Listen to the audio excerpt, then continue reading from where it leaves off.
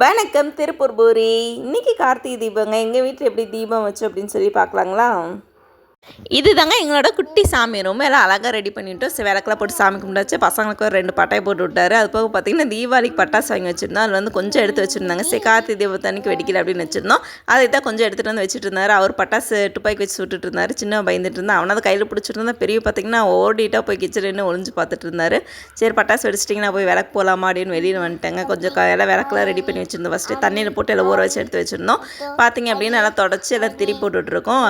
சின்ன பையன் தான் அவங்க கொஞ்சம் ஹெல்ப் பண்ணிகிட்டு இருந்தார். திரியெல்லாம் போட்டு எண்ணெயெல்லாம் ஊற்றி சரி டைம் ஆயிடுச்சு விளக்கு பற்ற வச்சிடலாம் அப்படின்ட்டு இருந்தோம். அதுக்குள்ளே பார்த்திங்கன்னா பட்டாசு இந்த பட்டாசு வெடிக்கணுன்ட்டு சின்ன பையன் கையில் வச்சுட்டு இருந்தார்.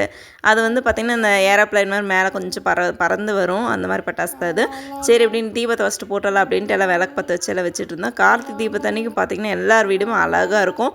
நிறைய விளக்கெல்லாம் போட்டிருப்பாங்க. ரொம்ப அழகாக இருக்கும் எல்லார் வீடும் பார்க்குறக்கு. நம்ம வீடு பார்த்திங்க அப்படின்னா ரொம்ப அழகாக இருந்துச்சு. கார்த்திகை தீபத்தன்னைக்கு விளக்கெல்லாம் போட்டதுக்கப்புறம் சரி விளக்கு வச்சாச்சா நம்ம மாடி மேலே போய் பட்டாசு அடிக்கலாமா அப்படின்னு பட்டாசு தூக்கிட்டு கிளம்பி வச்சுங்க. மாடிக்கு வந்துட்டோம்.